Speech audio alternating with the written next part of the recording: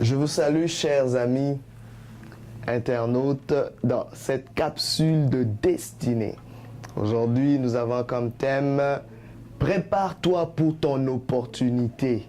Prépare-toi pour ton opportunité. Moi, j'entends un bruit. Il se fait un bruit qui annonce la pluie. Prépare-toi parce qu'il va pleuvoir. Il y a une pluie d'opportunité. Ainsi, nous allons lire dans le livre de Proverbes, chapitre 30, verset 25. La Bible dit ceci. Les fourmis, peuple sans force, préparent en été leur nourriture. Sachons une chose, que notre opportunité est en route. Mais serons-nous prêts quand cela frappe à notre porte? Telle est la question qu'on doit tous se poser. Parce que beaucoup de gens pensent que la préparation doit commencer quand l'opportunité frappe à sa porte. Mais laissez-moi vous dire qu'une fois que l'opportunité est en train de frapper à la porte, il nous faut être prêt. C'est plus le moment de se préparer, mais il faut être prêt.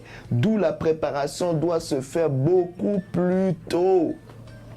Et laissez-moi vous dire que quand nous ne nous préparons pas pour les opportunités, c'est aussi une preuve d'incrédulité parce que nous ne croyons pas vraiment à nos rêves. Nous ne croyons pas vraiment que l'opportunité viendra.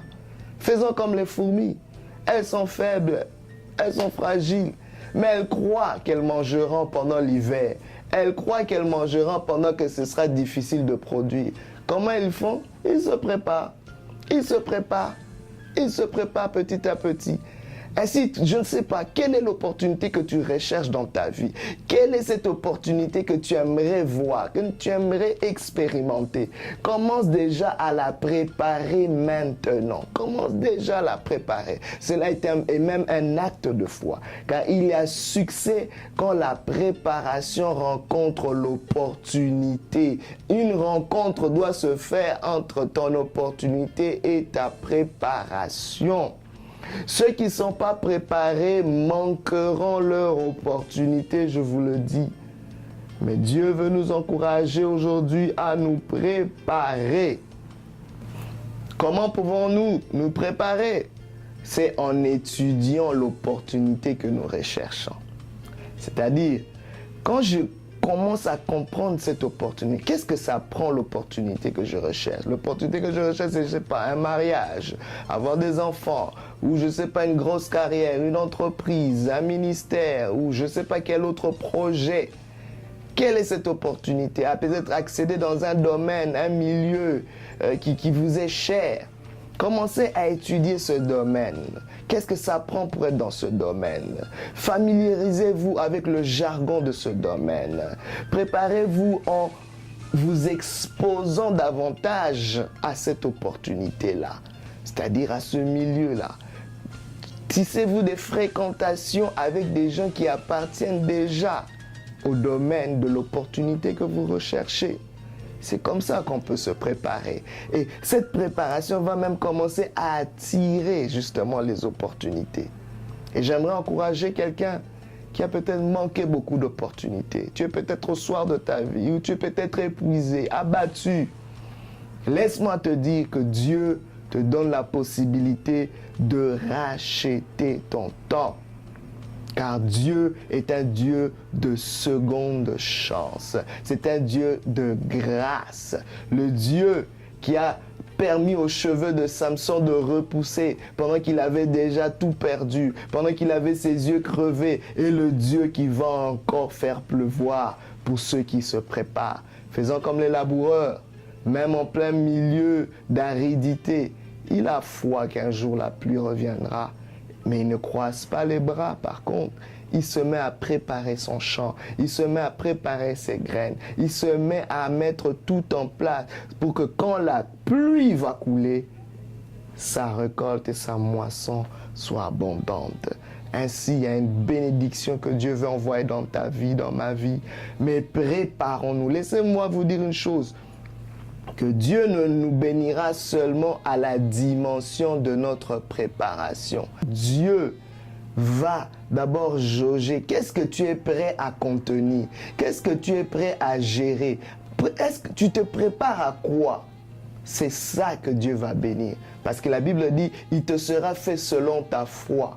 Ou mieux, il te sera fait selon la préparation que tu fais de cette opportunité. Ainsi, bien-aimé, Dieu nous observe et il te bénira selon la préparation que tu fais par rapport à l'opportunité que tu recherches. Ainsi, Dieu est fidèle et il récompensera toute personne qui se prépare. Tu veux devenir un champion?